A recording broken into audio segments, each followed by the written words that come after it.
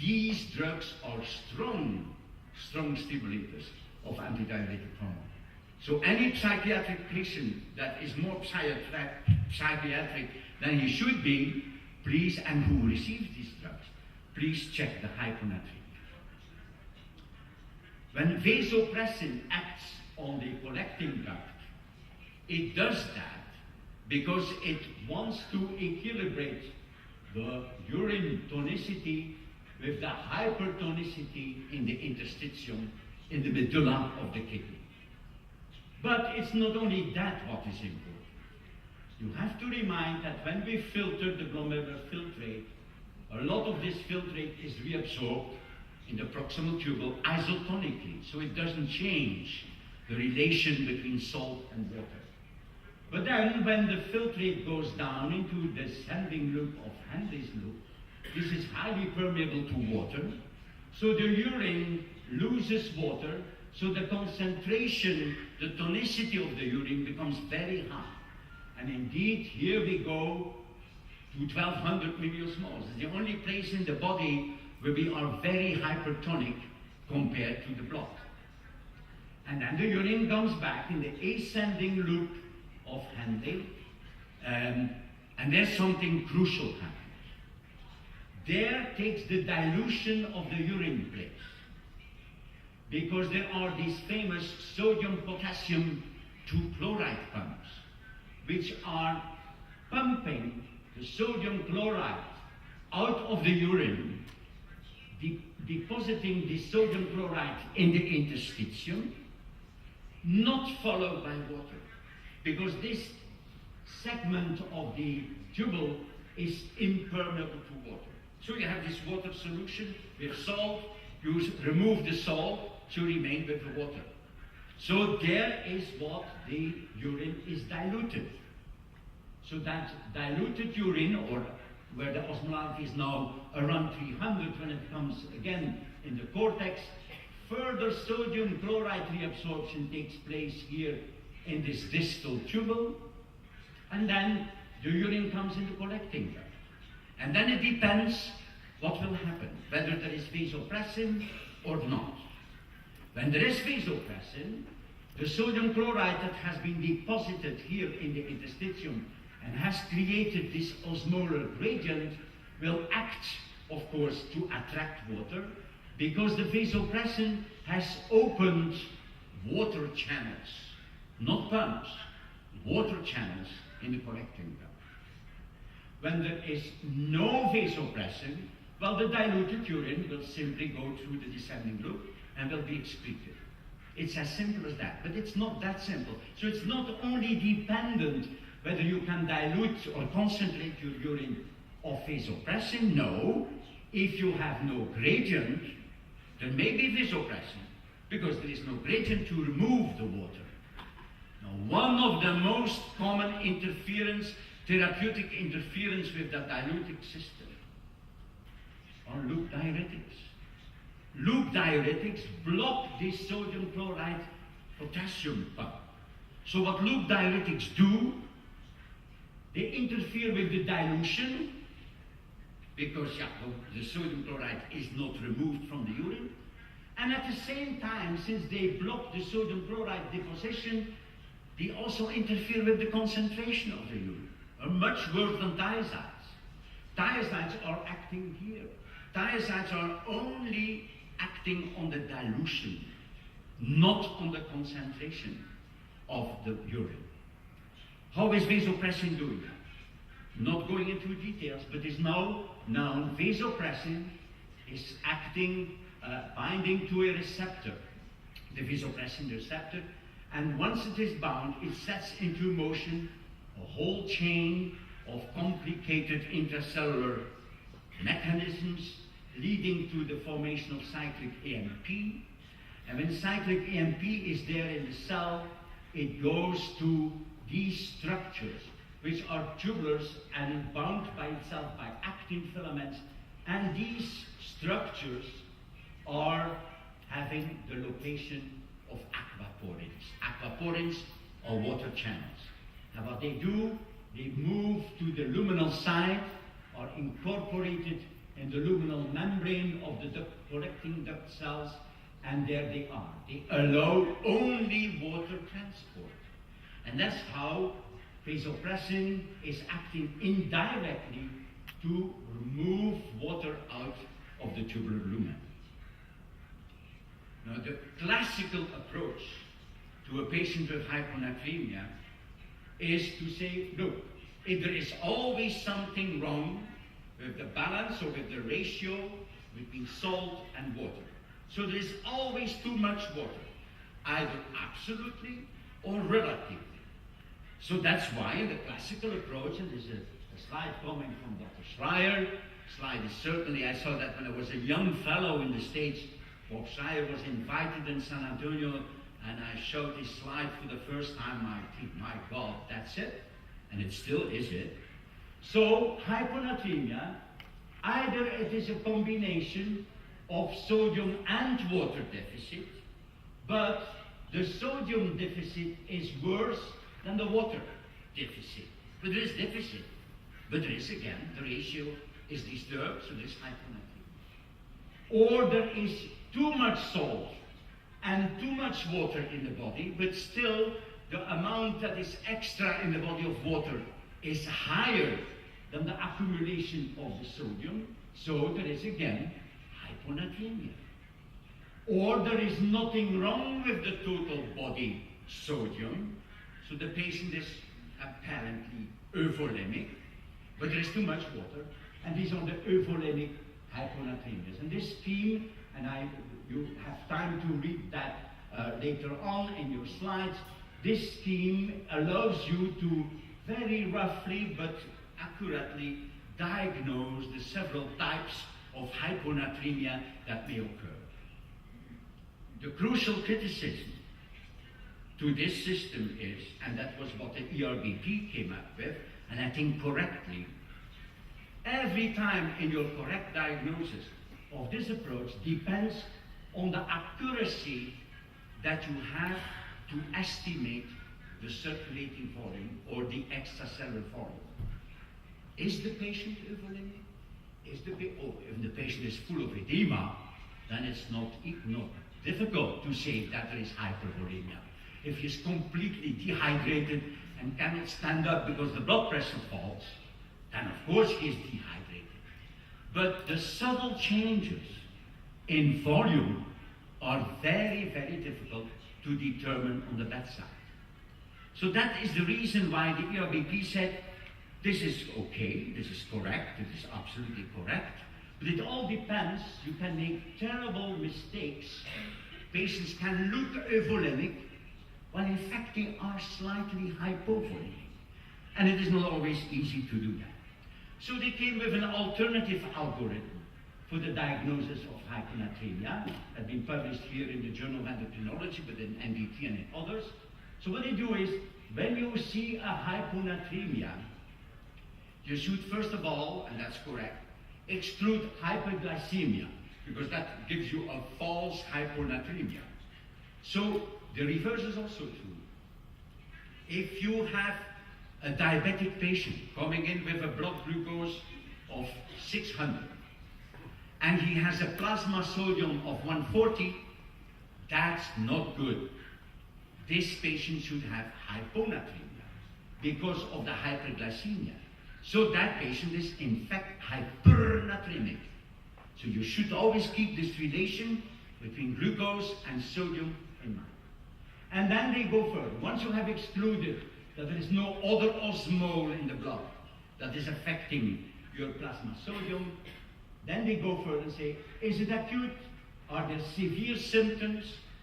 Then stop reasoning, they say. Do something.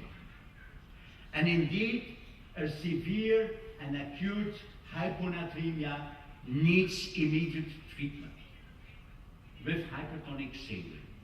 And you can find the doses, etc., in the text. If that is not the case, if that is not acute or not severe, in other words, the patient is not epileptic or in a coma or whatever, but has only mild symptoms or even minor symptoms, then you go for a urine osmolality.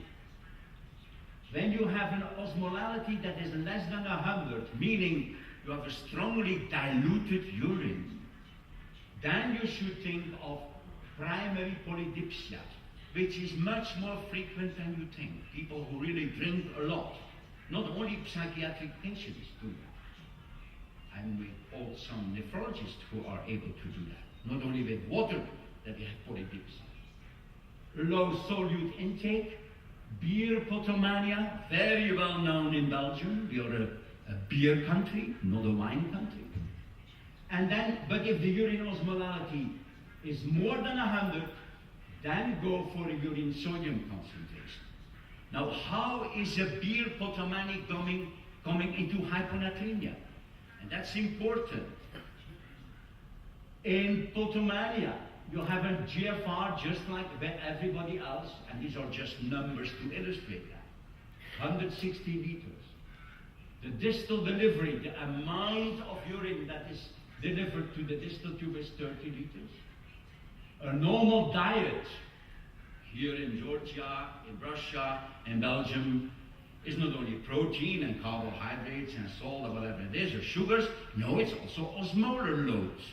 A normal European Western diet is 750 milliosmoles.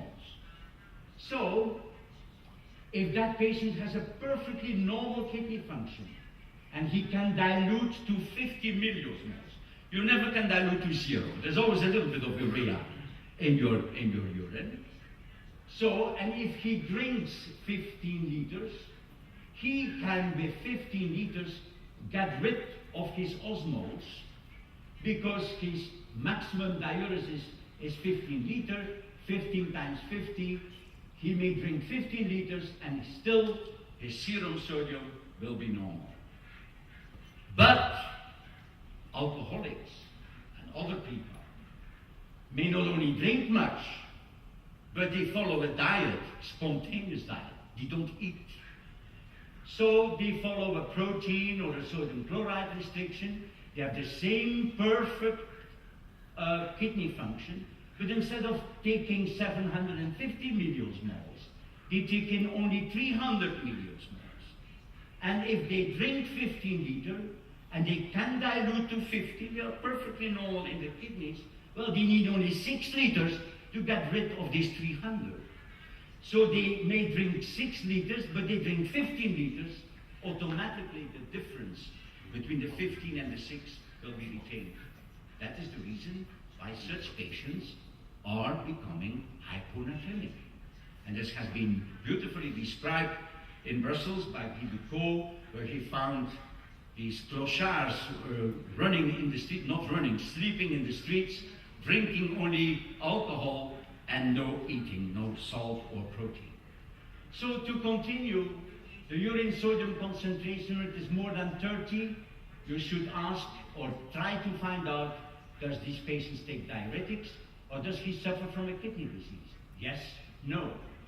If it is less than 30 milliosmoles sodium in the urine, does he have a low effective arterial blood volume? And then again, the ERBP joins Bob Schreier.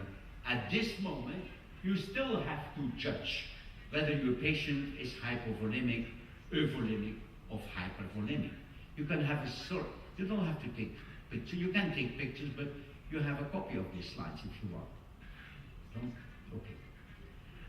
Some drugs that are associated with acute hyponatremia, that is acute, that is generated within 48 hours, post-operative phase, as I told you, post-resection of the prostate, because the urologist is rinsing the prostate bed with glycine or other solutions that are absorbed, polydipsia, exercise, the famous marathon running, hyponatremia. What happens?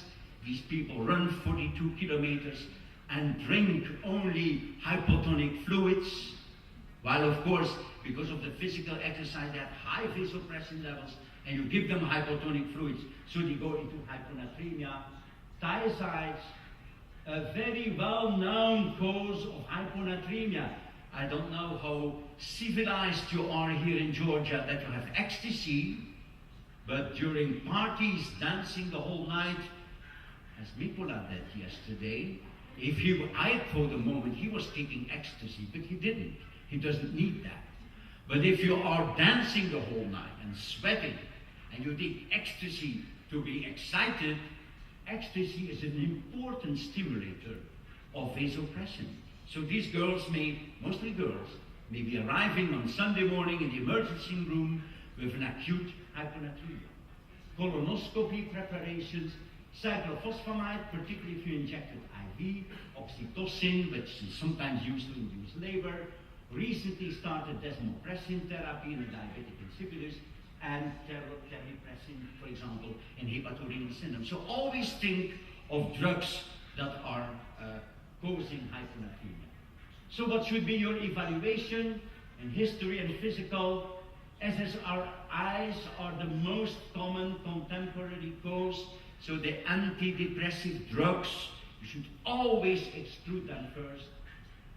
You should know if there is prior pituitary surgery or when there has been a cranial trauma in the history. I will tell you why. If there are symptoms that are attributable to acute or chronic hyponatremia, I told you they are in the neurological sphere.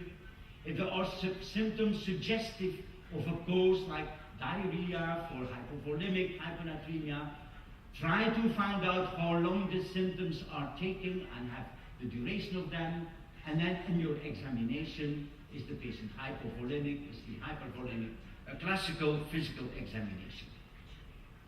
A very important point to remember is in cranial traumata or in patients who have undergone hypopituitarism, where they lack ACTH, a secondary hypoadrenalism, they may have high vasopressin levels. As soon as you treat this secondary hypoadrenalism with hydrocortisone, you see the vasopressin levels fall. So always think, if you treat such a patient with hydrocortisone, don't treat the hyponatremia by itself. It will spontaneously recur to normal, because the cause is simply the fact that they lack hydrocortisone. And then the famous CIAT, you know, decreased extracellular fluid effective osmolality. The patient is clinically euvolemic. He has an inappropriately high urine osmolality. It should be below 100. Some people say 100, and that's one of the criticisms I have for the LVP. They put it also at 100. There are been cases of psychogenic polydipsia where they can dilute until 200, depending on the osmoles that they take in. But anyway, so they have an inappropriately high concentration of sodium. Normally, they have a high concentration of sodium in the urine, but be careful there. If the patient is on a salt restriction and low salt intake, the sodium concentration can be low in a CIAT, because it has nothing wrong with the sodium balance. The sodium excretion simply follows the sodium intake. So normally in a normal sodium intake, indeed, the concentration will be high because the urine volume is small, but it doesn't have to be. And there should be no adrenal, no thyroid, no pituitary, no renal insufficiency, or there should not be diuretic use. Because many cases of hyponatremia are labeled a CIAT, while in fact they are not, because they have one of these underlying diseases. Supplemental criteria, I leave it for so. And never do a measurement of vasopressin, that's not needed. So what will you do with your therapy? As I told you in the beginning, if the patient is potassium depleted, simply replete the potassium. Automatically your sodium will go up as soon as your potassium is corrected. If there is excessive water intake, for example, psychogenic polyuria, these people drink a lot, well, fluid restriction alone. If there is an impaired water excretion, meaning that they are oliguric with a concentrated urine, you should put in a fluid restriction. If the patient is hypovolemic, you give him, first of all, you restore the circulating volume by isotonic sodium chloride. Isotonic sodium chloride. If you are extracellular volume depleted, you give isotonic sodium chloride. I cannot repeat it enough. If there's impaired water excretion, like this one with a normal or even an increased extracellular fluid volume, and your patient is acutely hyponatremic, then you may have to be forced to infuse a small bolus of 3% sodium chloride. I don't have a magic scheme. This is not a patient that you see in the morning at 8 o'clock, make a prescription and say to the nurse, I will call back tomorrow. This is a patient that you follow almost every 2 hours, particularly if you try to restore the plasma sodium to a small amount. You have to follow very regularly with the sodium concentration. So this is patient still to be followed very closely. So conditions in which overly rapid, because what you are afraid of, that you restore the plasma sodium too fast. Remember, there is brain edema, and when you then abruptly restore again the hypotonicity, the brains cannot follow. So they get completely confused. And that is what you call the too rapid correction, which may cause osmotic demyelination in the pons with really terrible consequences. But so what are the conditions in which rapidly correction of hyponatremia may occur? Goes simply by restoring electrolyte-free water excretion, volume repletion, and hypovolemia. So if the patient is hypovolemic, hyponatremic, you give isotonic saline and you watch. You follow the plasma sodium. As soon as the diuresis starts to go up, you stop, or you become very careful. Because as soon as the volume will be normal again, the non-osmotic release of vasopressin will be correcting itself, and the plasma sodium will rise by itself. If you continue like this, you will end up with hypernatremia, and that is dangerous. Lowering excessive fluid intake in polydipsia. If you say, no, I hospitalize you, I put you between in a closed room and no water, then of course this is very bad. Nausea and alcohol withdrawal. Stopping abruptly antidiuretic drugs, like for example the serotonin reuptake inhibitors. Stopping thiazides. If a patient is abusing thiazides, he comes in with hyponatremia and hypokalemia, and of course you stop abruptly, be careful. As soon as the action of the thyroid is over, he will spontaneously recover his hyponatremia. So don't be too aggressive by restoring the hyponatremia. And of course, if with a secondary hypoadrenalism you give hydrocortisone, as soon as you do that, the hyponatremia will again be corrected. I will skip that. Caveats in thiazide-induced hyponatremia, it is often associated with hypokalemia.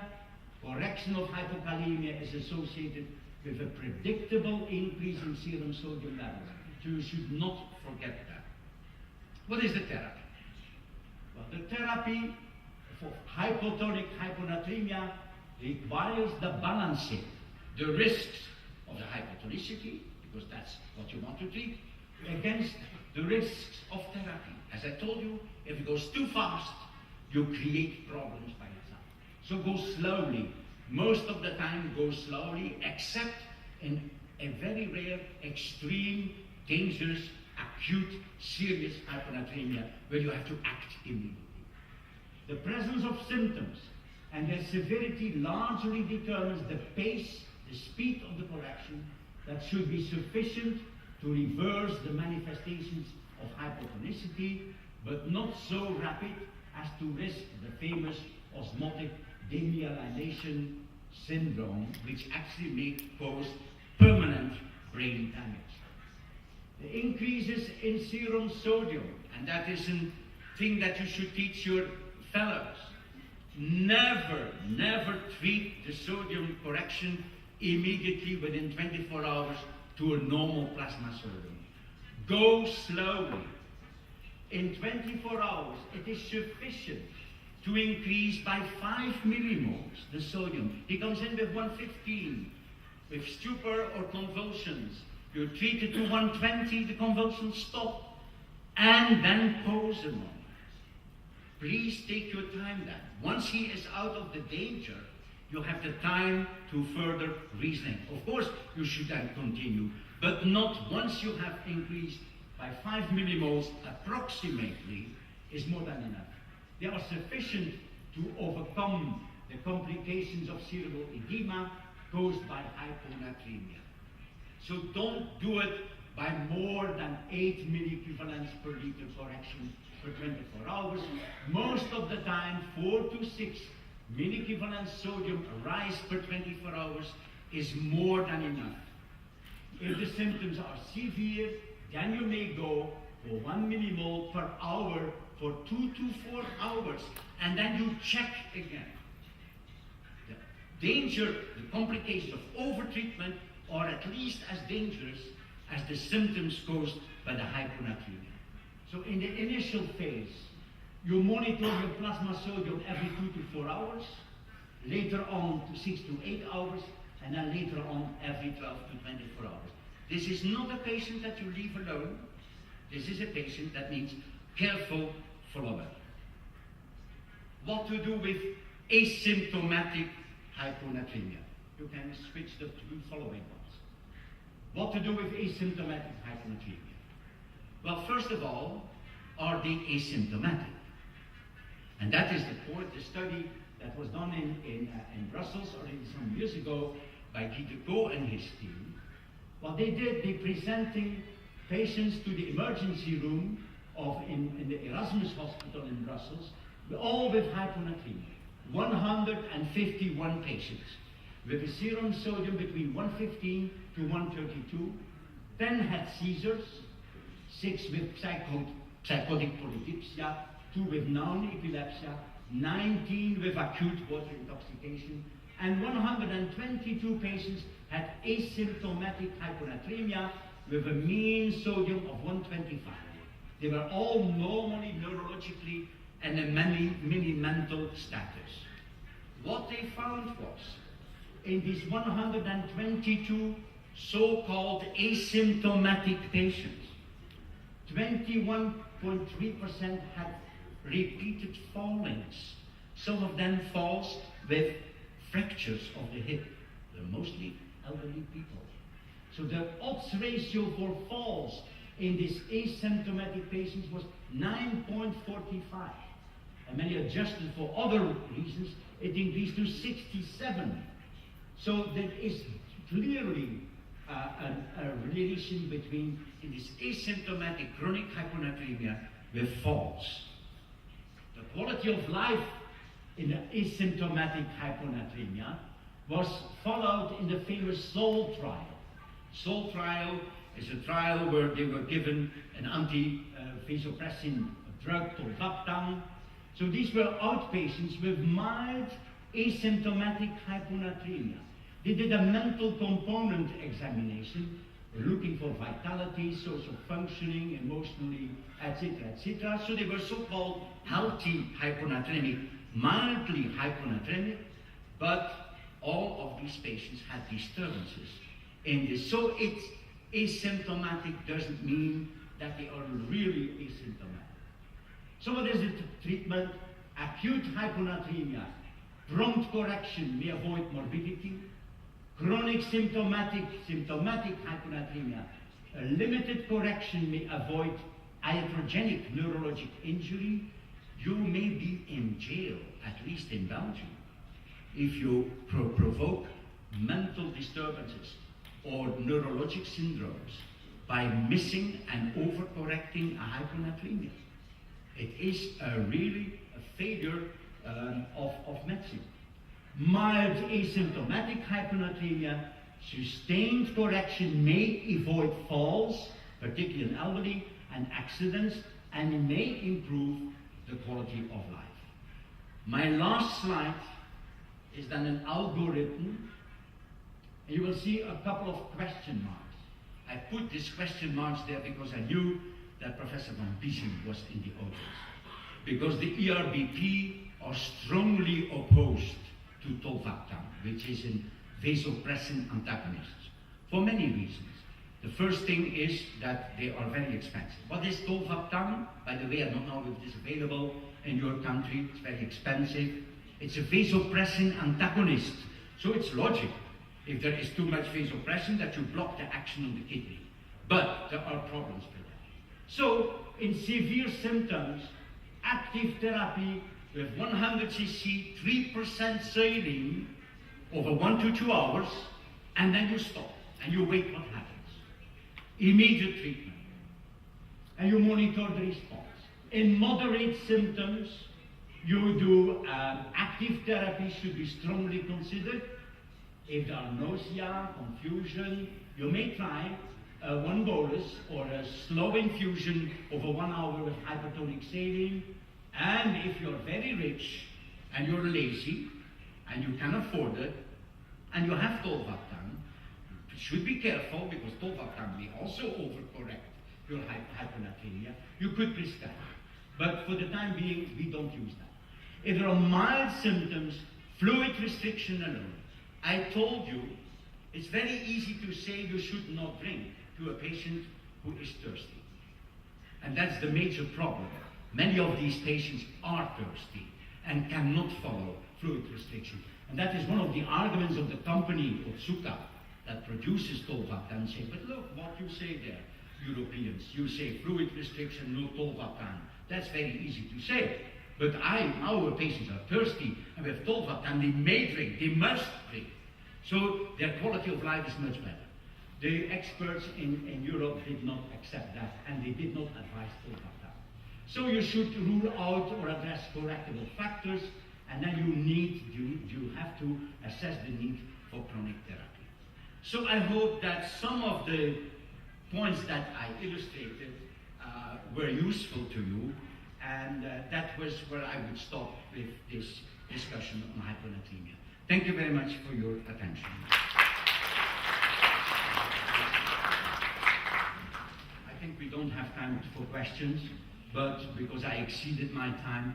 But during the lunch or during this afternoon, if there are any questions, please contact me. Thank you very much, Professor Lema, for your excellent lecture. And we go forward. Yeah. Next presentation, Professor Gerard on vitamin D u больных и здоровых. Please, I think that I need some help, because I cannot find my slides.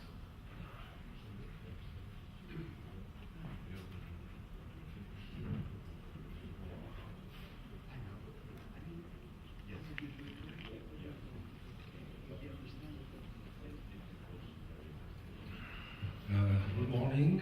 I will try to speak despite the fact that my osmolarity is very high this morning, thanks to Professor Kolesnikov yesterday. So, about vitamin D in health and disease. Vitamin D, everybody knows the history of vitamin D, or maybe more the history, the clinical symptoms which are associated with hypovitaminous D, and which was discovered a long time before vitamin D was discovered. It was the rickets. And humans were not confronted with endemic vitamin D deficiency, and the rickets appeared during this industrial revolution, principally in England and in industrialized country. Fortunately, with the evolution of the science, vitamin D was discovered, and the principal treatment were just launched. The first one was, of course, the delivery of vitamin D in form of fish liver, cod liver, which was absolutely horrible. Maybe some of you experienced this treatment when they were young. And of course, also in the 20s, about the effect of ultraviolet beam on skin irradiation, and of course also for the treatment of tuberculosis of the skin, which was discovered by Filsen in Denmark, and he got a Nobel Prize for this discovery. Vitamin D could be analyzed in two, let's let's say, two systems. The first one is vitamin D125, which is a hormone, as a hormonal endocrine system, which is the one we know very well because this is the one we are using practically in every day.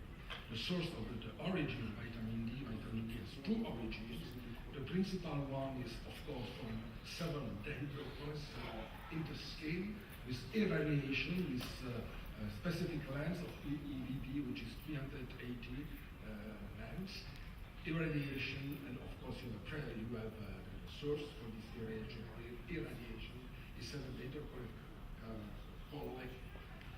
7-dehydrocholesterol, which finally is the principal source of vitamin D, and of course the second one is in form of nutrition from milk, from fish, and so on, which is alcoholic acid. In the blood, vitamin D precursor is vitamin D2, D3 are bound to binding protein, transferred to the liver with the 4-hydroxylation, and of course the hydroxylation 25-hydroxycholic acid, which is finally transferred again to the kidney with another hydroxylation transformed into 125, the very well-known calcitriol 125, which is very tightly regulated by several systems, including PTH, including FGF23, and including, of course, other systems. PTH, of course, with the loop. PTH, we are using this system, just using vitamin D to treat secondary hyperpara. And the principal effect of this, let's say, endocrine system is the regulation of calcium and phosphorus, the maintaining of calcium and phosphorus balance and positive, and of course to provide calcium and phosphorus for all calcification and good ossification. This is a very classical pathway, and this is something probably everybody knows by heart.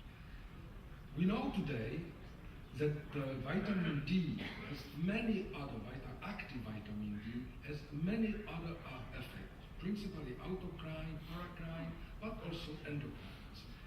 Of course, one of the principal effects which we know is related to the control, for example, of the cycles of the division and the cycling with changes in the expression of several proteins and several cycling induced in the proliferation of cells.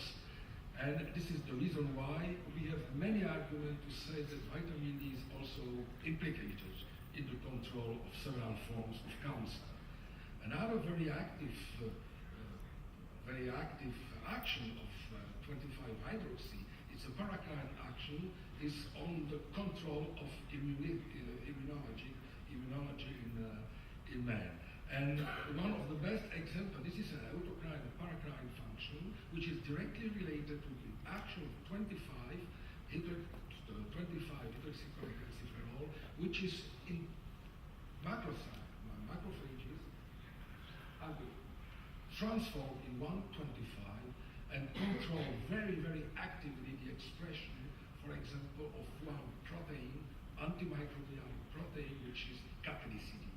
And cathelicidin, which is the principal killer of tuberculosis microbe of BK, and this is probably the reason why in the past, when we had tuberculosis, the patients were put in the mountains to the sun and using the UVB, ultraviolet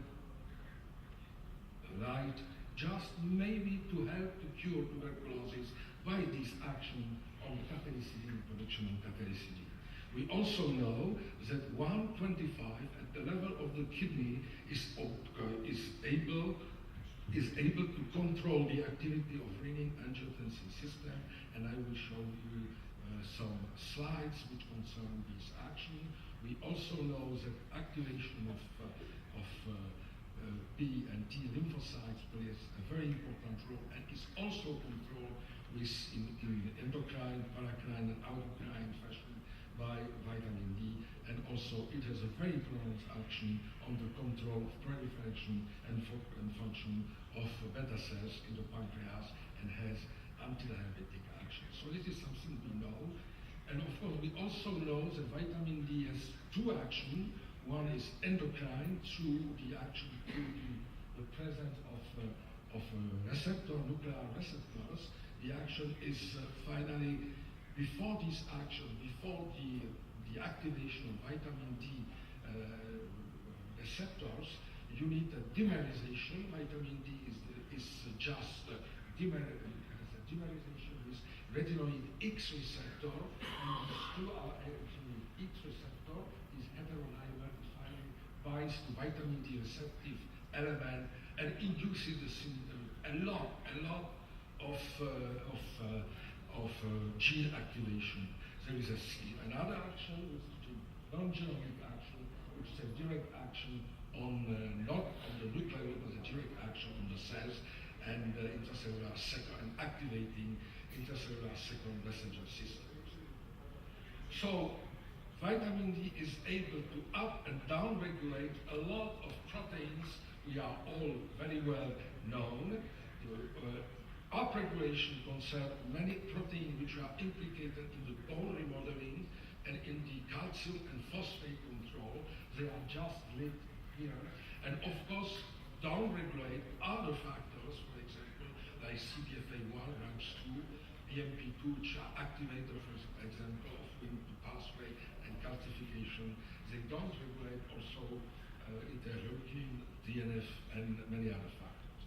So up and down regulation is very classically observed with this vitamin D.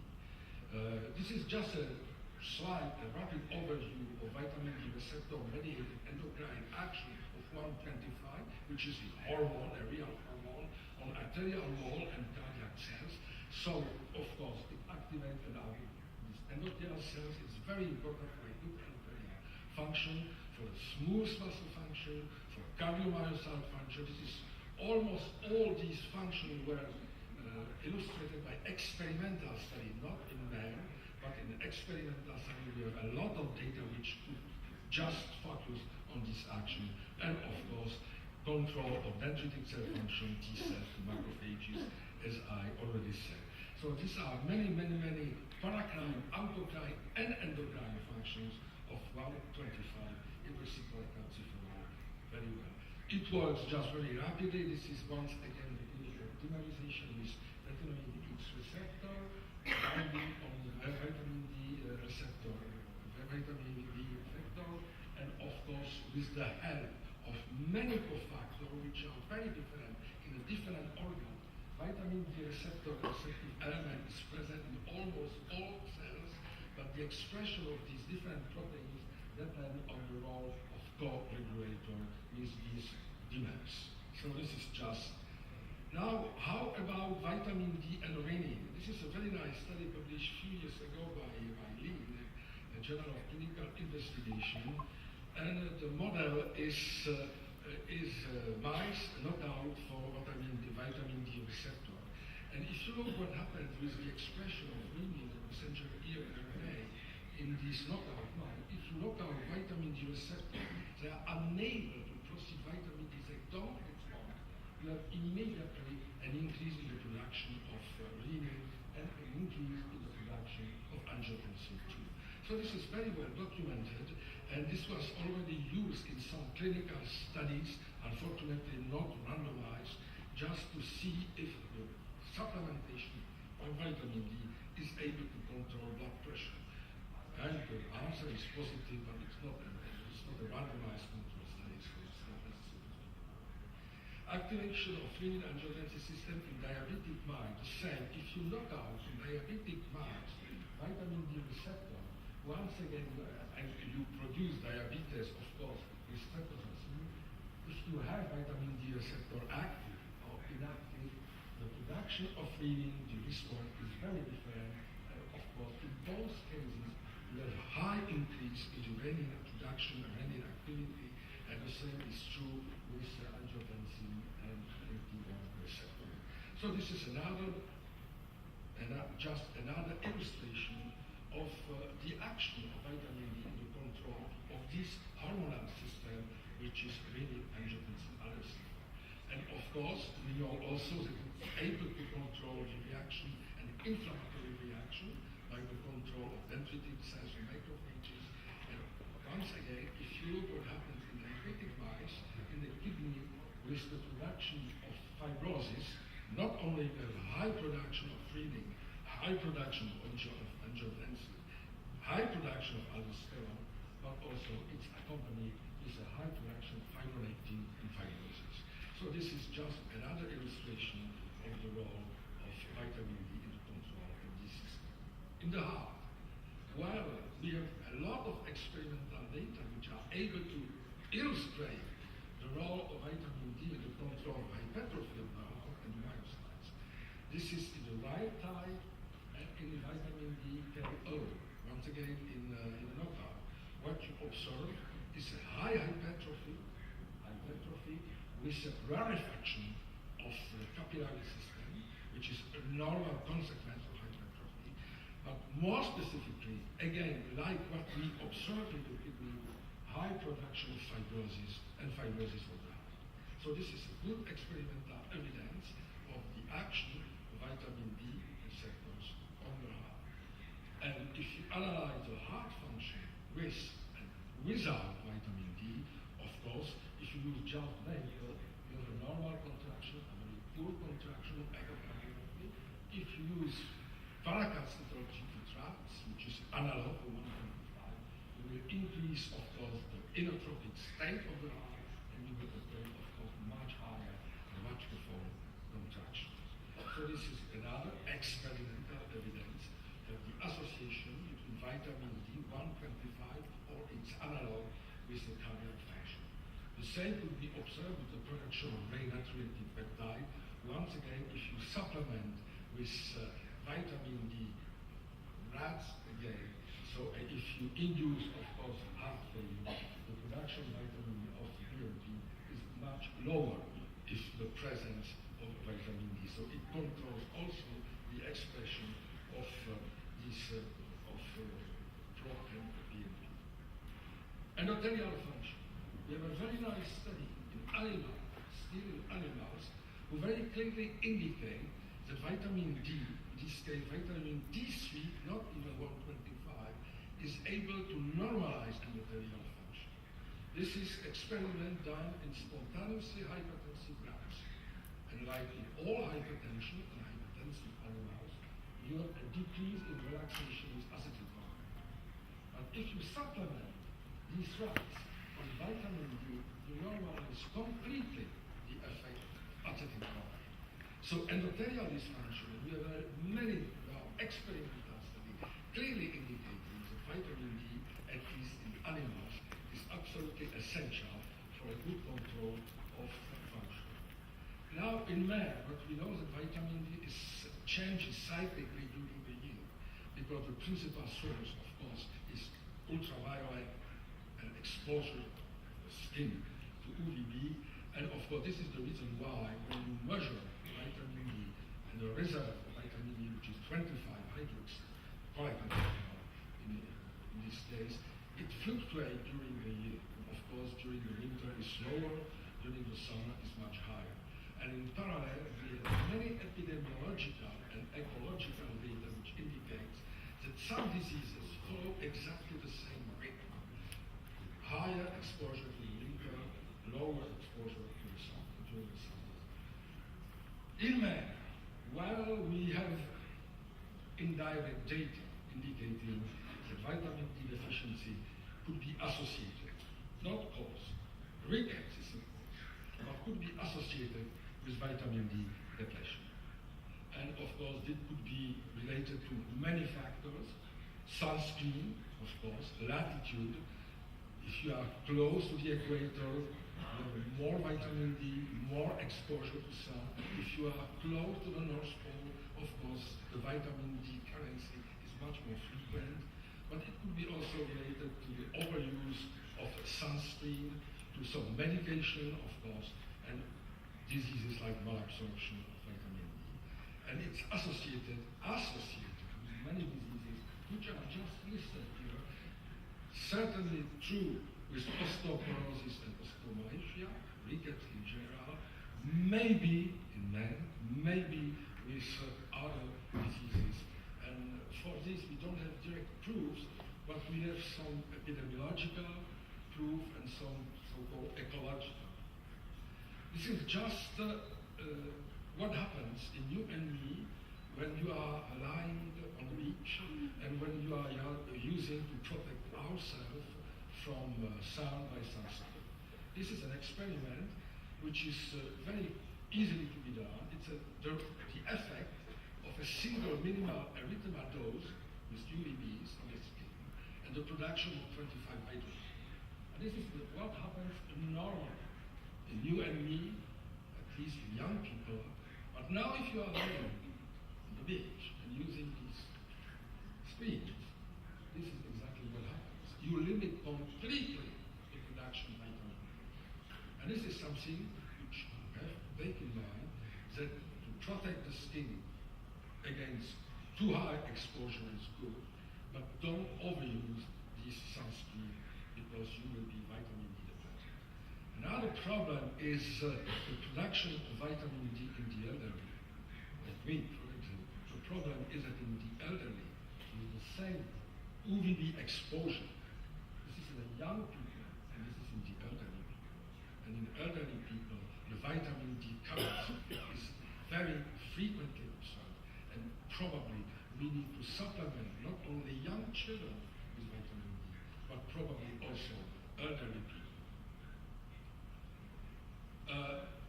One reason, there are two reasons why in the elderly people the production of vitamin D with the exposure to sun is not so efficient. Because for the 7-day cholesterol is lower, is decreases the precursor. It's lower in elderly people than in the young people. And the second is, of course, that the skin in the elderly people is very different. Dry skin, atrophic skin, and sometimes something which is close to ichthyosis in elderly people. This is one of the quality of skin is very different. It's also necessary to know that if you measure vitamin D is usually lower in obese people. The reason is probably the distribution, the space of distribution is higher, but also the absorption and is very different, and the response to irradiation once again is completely different. So this is another reason, not only to be elderly, but to be slightly overweight, which would induce this cancer. Now, how about this epidemiological, ecological data? We know that the estimation of premature cancer mortality in the United States is related in some way to inadequate dose of UVBs. And this is the relationship, but this is a relationship, because this is not causal, this is an association between UVB exposure and mortality rate for the cancer, for the premature cancer mortality. Why is it so? Probably by the control of immunity, by the control of the cycles, of the cyclone, the cell proliferation. We don't know exactly, but this is something which could be observed with many diseases, not only with the overall mortality for cancer, but maybe, for example, for the prostate cancer in men. This is one hydroxylase activity which is observed in subjects with a normal prostate, with benign prostate hypertrophy, and prostate cancer. In patients with prostate cancer, vitamin D is very, very, very low, and we have a very nice association, epidemiological association, between the UVB exposure and the prevalence of prostate and other cancers. And this is, once again, what we call the ecological study of dietary and solar ultraviolet B links to the breast carcinoma. And of course, in this case, it was done according to the prevalence or incidence of breast carcinoma in the different countries, and information in details that closer to the North Pole, farther from the equator, you are, higher is the risk to develop cancer of the breast in the world. And of course, if you are living close to the equator or in the southern countries, of course the risk is lower. And this is exactly the same with hypertension. Hypertension prevalence is much higher in the north, far from the equator, much lower in the tropical countries, maybe course, because it's not there, but this is something which also makes sense. And this is a dose response association.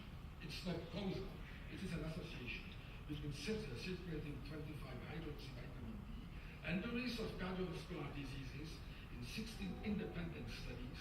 And of course, this is the risk which clearly indicate that if you go to the lower vitamin 25 hydroxy vitamin D, the incidence and the association with cardiovascular mortality is high. In patients on dialysis, this is a French study published now recently in April 2014, very clearly indicates that almost 50% of patients on dialysis have inadequate and low vitamin D. We consider that normal is 32 microgram per liter or 75 millimolars per liter.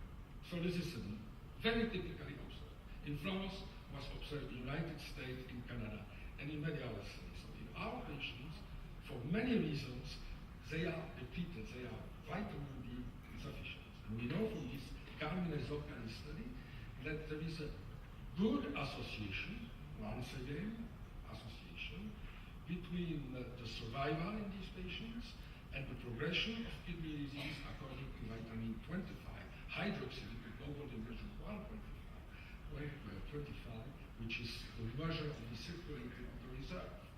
And of course, low vitamin D is associated with progression, time to death, and progression to dialysis. Once again, this is something which is very classically observed. Once again, it's an association.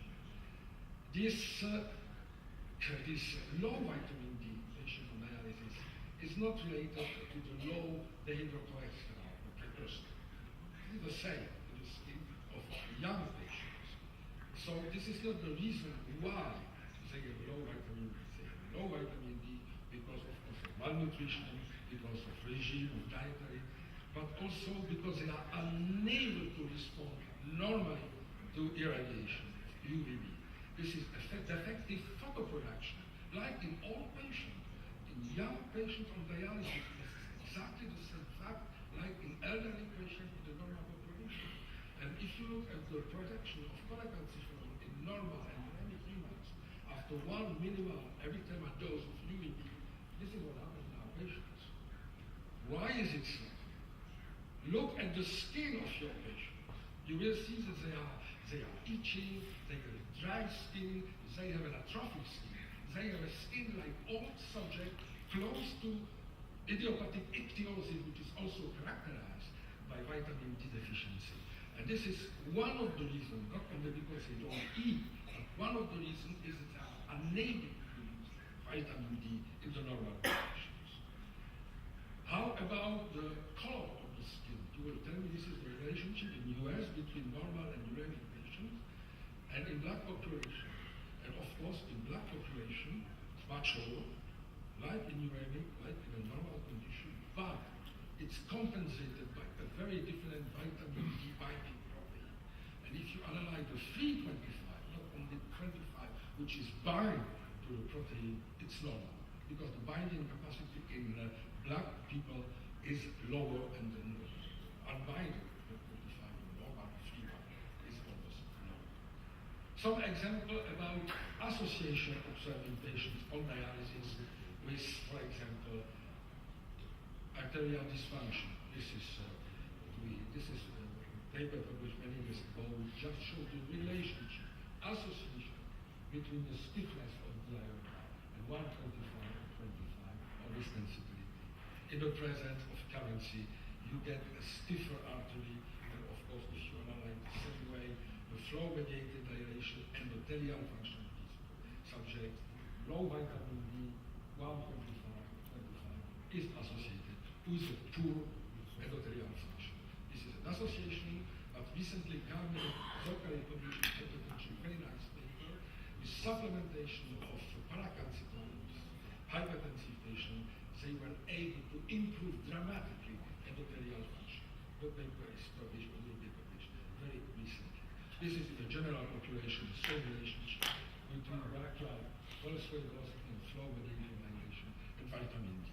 So the same relationship was observed in patients on dialysis and in patients in the general population. So this is a strong association with vitamin D. Now, how about the treatment and the effect of treatment? You know that paracetamol and 125-calcitriol are very frequently used, principally to control secondary hyperparathyroidism. And we have some data by Myers Hall from Ravi Tadani which show that the survival of these patients on dialysis patients, is very different if they receive vitamin D, whatever is the form of vitamin D or not. And this is illustrated on these in black, in Hispanic, and in white, of all today's initiating dialysis according to the treatment.